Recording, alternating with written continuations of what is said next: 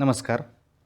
या ठिकाणी आपण शिवनीती अकॅडमीमार्फत मॅथ्स ट्रिक्स शिकत असताना आज आपण ट्रिक्स दुसरी पाहणार आहोत. नैसर्गिक संख्या.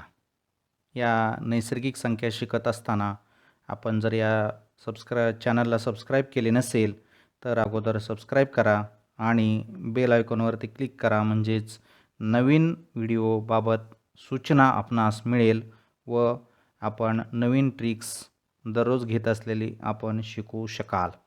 चला तर मग आपण शिकूया नैसर्गिक संख्या. नैसर्गिक संख्या ह्या नॅचरल नंबर्स या अक्षराने संबोधल्या जात असून त्यासाठी n हे अक्षर दर्शविले जाते.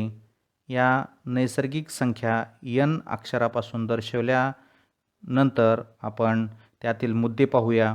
पहिला मुद्दा,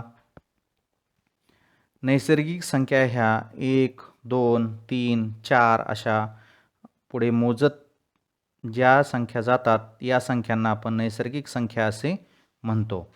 या ठिकाणी या संख्या 1, 2, 3, 4 अशा अगणित संख्या वस्तू मोजण्यासाठी आपण वापरतात, म्हणून ह्या संख्यांना मोज संख्या असे देखील म्हणतात.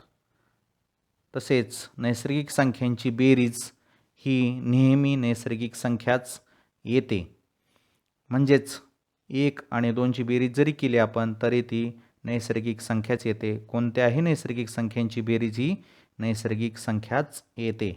नैसर्गिक संख्यांचा गुणाकार देखील हा नैसर्गिक संख्याच येतो.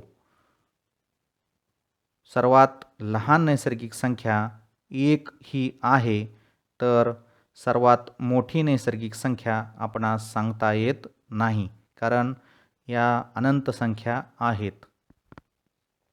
अशा तऱ्हेने आपण नैसर्गिक संख्याबाबतचे मुद्दे या ठिकाणी पाहिले. तसेच इतर उपक्रम यामध्ये मॅथ्स ट्रिक्स आणि नवोदय शिष्यवृत्ती यामध्ये आपण सहभागी व्हा. यासाठी शिवनीती अकॅडमी या चॅनलला सबस्क्राईब केले नसेल तर सबस्क्राईब करा व खालील मोबाईल नंबरशी संपर्क साधू शकता. 75 88 020 886.